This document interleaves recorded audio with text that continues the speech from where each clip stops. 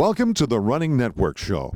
Join us each time as we explore the people, the places, and the events that shape our great sport. Hi, this is Don Kern with Michigan Runner and the Running Network, coming to you from Curitiba, Brazil, the site of the third leg of my Seven Continents adventure.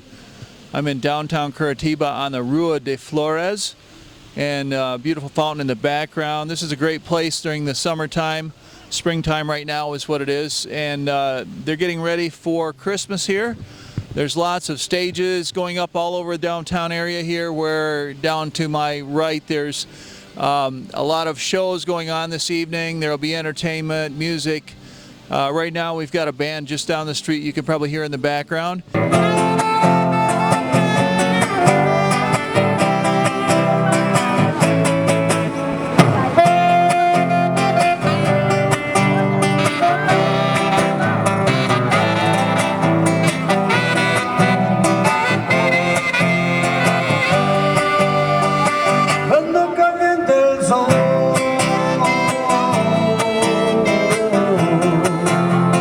And it's a beautiful garden city. The whole town is very environmentally friendly. It's very open. You can see the storefronts actually all have like garage doors on the front of them because the whole front opens up. It's not just a door to walk in. And it's a nice city. Lots of people out just walking around enjoying this beautiful sunshiny Saturday afternoon, getting ready for tomorrow morning for the Curitiba Marathon. I left my hotel room about 5:30 in the morning, and the people were still out on the street partying from the night before. And people, I mean, it was nothing obnoxious, nothing loud, nothing crazy, but, you know, I could hear music all night. And, you know, as I was walking down the street, people are still out just socializing and having a good time from Saturday night, the night before. And it was 5:30 in the morning, and I'm walking down with my number and my shorts on, and these people are still hanging out and drinking beers or coffees or whatever, just enjoying life. And it's definitely the Latin America way of doing things. It's a very, very social place, and it was a neat thing just walking to the race site that morning. But the marathon we're at about 3,000 feet of elevation there, and it was quite a hilly affair. So this one ended up being a little slower than what I had hoped. We had a 6-hour cutoff, and I was never worried about beating that or anything, but I did finish in 5:48. And it started out with a nice big loop, and then we came right back around down the same street we started on. And then we went out, and it was basically a city marathon. It was all the city streets. It was, we ran, a lot of up and down hills in some of the areas that I had walked to get to my race to the packet pickup the day before. We actually followed. I ended up picking up a couple of young guys that were out there running, and I started kind of running back and forth with them a little bit, and we got to be acquainted a little bit, or as acquainted as you could get when you don't speak the same language, but we at least were friendly with each other as we went along. And we get to about almost to the halfway point, and I realized that these guys were just out there for training runs, and they were only going to run halfway. Oh. So all of a sudden I lost all my company. But I started picking out people ahead of me, and we started out on this long, almost desolate, because people had started to thin out a lot by the time we got to 30K or so. But I kept chasing this guy ahead of me. I saw this guy up in front with a hat. It looks like an Australian hat on, one of those bush hat type of things. Yeah.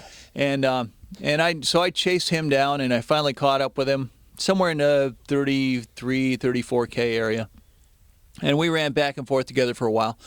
And then I stopped for just a couple minutes. It was one of the bad things about Curitiba, or one of the good things, I don't know which, but for my purposes it was bad, is all the streets are built pretty much steadily with gates on everything. Houses, buildings are all side by side, so there's no place to duck into an alley if you happen to make a little pit stop or something. And so anyway, I finally found a spot where I could pull off for a minute, and I never did catch up with my buddy from, turns out he's from there, but he speaks Italian. His name is Giuseppe. And we ended up talking a little bit afterwards while we were sitting around eating watermelon and got better acquainted. But I kept him kind of in sight. I was chasing this girl in an orange top with a guy with a bicycle escort. the whole time. I think her boyfriend, her husband, was riding along beside her. But finally, with about 2K to go, I got real close and I caught up with her. And I said, I've been chasing you for a long time. And she kind of half understood what I said and kind of laughed at me. And come to find out, she's running her first marathon. Well, oh my.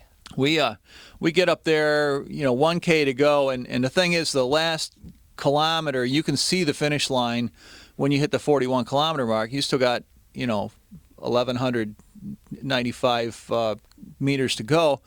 So it's a long, long way to where that finish line is. But longest meters in a marathon. Oh yeah, and then next thing I know, I hear all kinds of people, and there's people in more orange shirts, and come to find out that's her running club shirts.